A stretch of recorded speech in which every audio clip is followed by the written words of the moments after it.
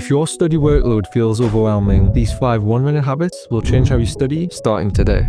1. Making a list of things you need to get done. With each thing in this list, think about if it really needs to get done today, or if it can wait a couple days. The way I do it is that I put everything on this list in my calendar like this, and then move things to a later date if it's not urgent. At the end of it, you'll have a list of things you need to get done today. And I actually do this the day or the night before, by first reflecting on how the day has gone, and then planning my steps for tomorrow, so that I'm ready to start work in the morning. But what if you get overwhelmed by your workload during the day? 2. Being able to manage your workload and time if something does not go to plan. Let's say you get distracted for an hour and then realize you need to work, and then start panicking about what to do next. The first thing to do is zoom out and take 1 minute to breathe and replan the rest of your day. Think about the most important thing you need to get done and focus just on that for the rest of the day, or make a list of priorities. This prevents you from shutting yourself down from the stress. If you manage to get that one thing done, start doing the next thing in the list. And if you run out of time in the day but still have some tasks to do, you just got to reorganize your plan and think again if anything can be postponed to a few days down the line. And by the way, I'm Soumya, and if you have any questions, I'll be in the comments and I'll get back to you quite quickly. 3. Get ahead of your timetable. And maybe on a particular day, you find that you have actually finished your work early. I strongly recommend you take 1 minute to reflect upon if you could begin starting tomorrow's work today. Because by doing this, you would always keep ahead of your schedule. And if you're always ahead, it will be harder for you to fall behind on your workload. Especially when I had exams in school, I made revision timetables. I would try get ahead so that I would have free time down the line.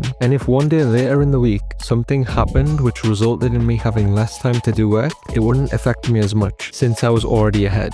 4. Taking 1 minute to both sort your mentality and environment. Before you begin working, it can help just telling yourself the plan. Doing this gives your brain clear instructions, helping you stay on track to manage your workload. And also before you work, maybe the night before, clean up your environment. Remove distractions, have your textbooks, stationery, and possibly even online resources ready. This will optimize your environment, making it easier for you to focus straight away. 5. And the last 1 minute piece of advice is something I want to tell you. The biggest reason students struggle with time and workload isn't because they're lazy, it's because they're inconsistent. They plan for one day, but not the next. They work hard for 1 week, then burn out and do nothing the next. You don't need to study every single day, but to stay on top of your work, you do need to average consistency. Even just 1 focused hour a day across the week. Some days no hours, some days 2 hours, will keep you in control, because momentum matters. Without it, the workload builds up, the stress kicks in, and the cycle repeats. But by being consistent with all 4 of these tips, it will be easier to manage your time and workload. But if you have exams or mocks soon and want a system that keeps you organized, the next step is building a study timetable. And this is how I make my study timetables in 3 minutes.